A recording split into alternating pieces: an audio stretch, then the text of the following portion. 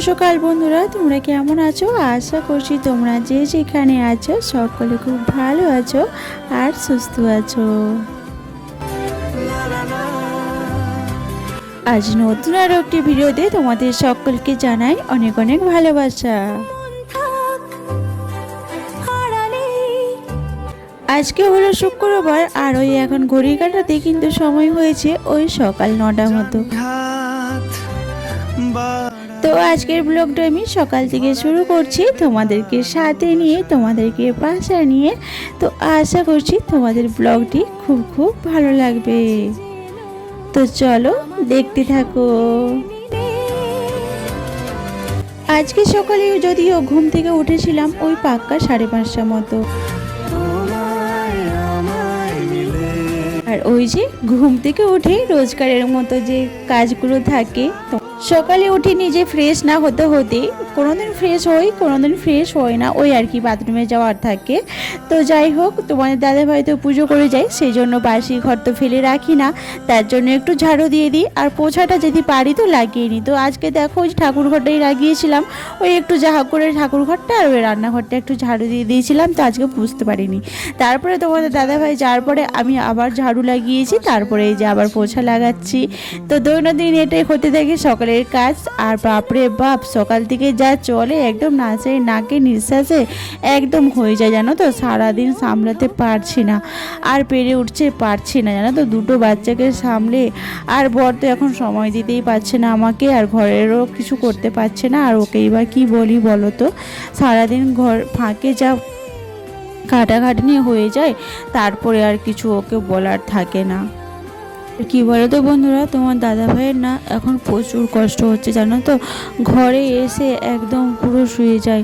যে মানুষটা সারাদিন দোকানে বসে বসে কাজ করতো, তাকে এখন 20 কিলোমিটার, 26 কিলোমিটার, 30 কিলোমিটার সাইকেল চালিয়ে তাকে কাজ করতে হয়, জানো তো। তাহলে বুঝে নাও বন্ধুরা তোমরা কতটা কষ্ট করে।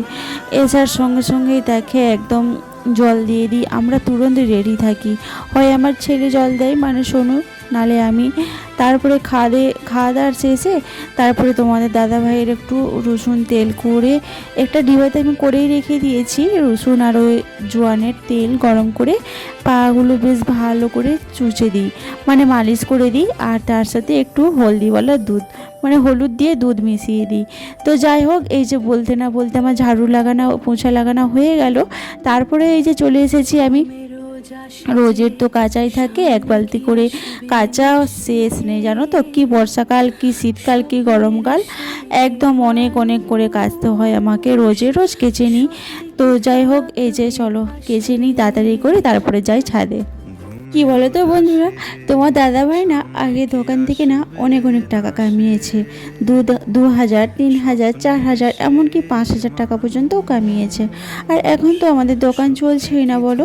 কোনোদিন 100 টাকা, কোনোদিন 200 টাকা। আর এখন তো মার্কেটে কোনো কাজই নেই, তাই না? আর সংসারে কতদিন বসে থাকবে বলো, দুটো বাচ্চা, তার পড়াশুনো, নিজেদের খাওয়া খরচ, সব কিছু খরচা তো আছে। আর এখন দিন দিন যা জিনিসপত্রের দাম বেড়েছে, 100 টাকা নিয়ে গেলে কোনো কিছু হয় না গো বন্ধুরা। 1 কিলো আলু, 1 কিলো পেঁয়াজ নিলেই 100 টাকা শেষ হয়ে যায়। তো তাতে করে কি হয়েছে, একটা অনলাইনের কাজ শুরু করেছে আমার বর। তো তাতে করে অনেকটাই কষ্ট হচ্ছে, তোমাদেরকে এই যে বললাম, অনেকটাই সাইকেল চালিয়ে কষ্ট করতে হয়, অনেকটাই কষ্ট লাগে আমারও নিজের, জানো তো। কিন্তু আমি কি করব বলো তো, আমারও তো কিছু করার নেই। আর কাকেই বা কতদিন চাইবে বলো, আর খেয়েই বা কতদিন দিবে, আমাদেরও তো খারাপ লাগে। আর যেই বা দিক নাই দিক, তাদেরকেও তো দিতে হবে বলো তো।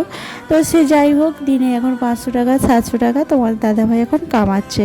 যেখানে 5,000 টাকা, 7,000 টাকা কামাতো, সেখানে এখন 500-700 টাকায় কামাচ্ছে।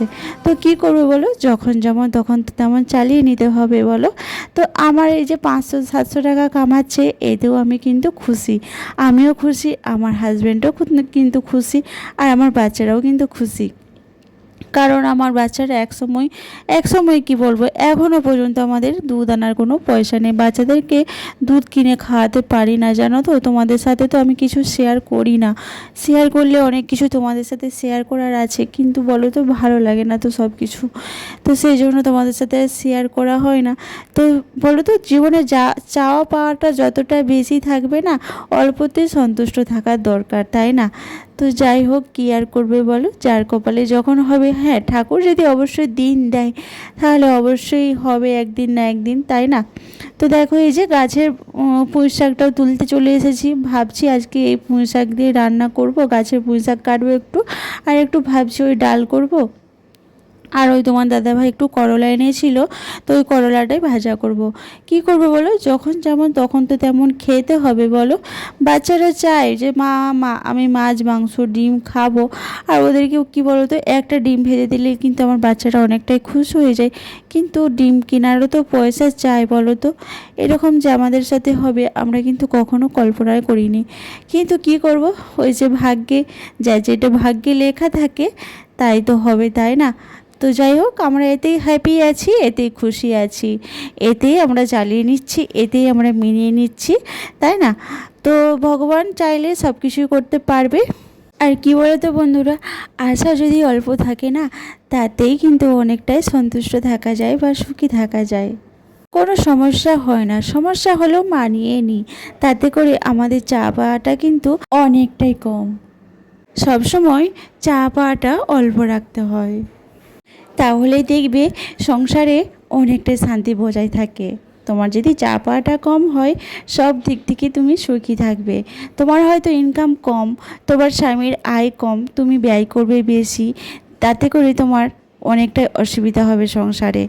আর তোমার চাহিদাটা অনেকটাই বেশি, তাতে করে সংসারে অনেকটাই অমঙ্গল হবে। মানে তোমার যেমন সামর্থ্য তেমনই চা পাওয়াটা বজায় রাখতে হবে, তাই না বন্ধুরা? তো চলো, যাই হোক, তোমাদের সাথে অনেক বকবক করলাম। আর এই যে দেখো, দুপুরে রান্নাও হয়ে গেছে। এই যে তোমার দাদাভাইয়ের জন্য রুটিও করে নিচ্ছি, জানো তো। তোমার দাদাভাইকে এখন রুটি আর ভাত দুটোই দিই, কারণ কি বলো তো, সাইকেল চালিয়ে তো অনেকটাই কষ্ট করতে হয় ওকে, তো সেই জন্য ভাত খেলে তাড়াতাড়ি খিদে পেয়ে যায়। তো চলো বন্ধুরা, আজকে ভিডিওটা এ পর্যন্তই।